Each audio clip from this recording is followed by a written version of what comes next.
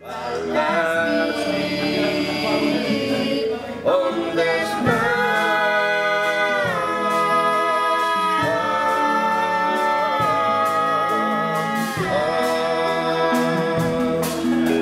mí es un privilegio estar en vuestra tierra, trabajando en un taller de canciones en galego, tratando de transmitir lo que yo he aprendido en mis años de trabajo en Radio Futura, en Juan Perro, en contacto con el son cubano, con los amigos improvisadores del jazz de diversas comunidades y aprendiendo de estos chavales que se expresan con delicadeza, con sensibilidad, con precisión y con profesionalidad.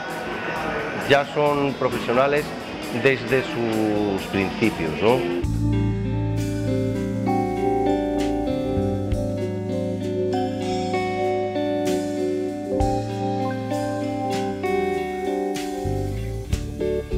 Coruña Son é un certame de canción popular para promocionar e difundir a música popular feita en galego, que está organizado pola Concellería de Cultura e de Mocidade do Concello da Coruña, e imos pola segunda edición xa e con esperanzas de futuro moi interesantes.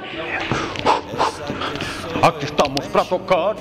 Eu penso que estou aprendendo moito, sabes? Igual é destas cousas que asimilas un pouco uns días despois, non? Pero xa teño a sensación de, non sei, pasas varios días falando de música con alguén que sabe tanto, que ten tanta experiencia, co resto da xente do taller compartes moitas cousas tamén.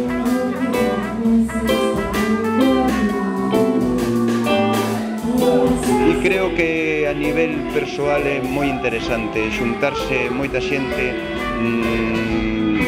de nais completamente diversas, estilos musicais moi diversos doutros grupos e de repente estarei metidos no medio. Eu non creo nos concursos, non creo para nada nos concursos, non creo nun gañador, que quede de segundo un de último. Quen somos nós, ou quen é Santiago Auserón, ou quen é Operación Triunfo. O feito de estar aquí pois que me axuda a entender mellor a música. No meu caso concreto, pois as influencias que teño da música negra na miña forma de falar, que Santiago dime que son talking blues, os blues falantes.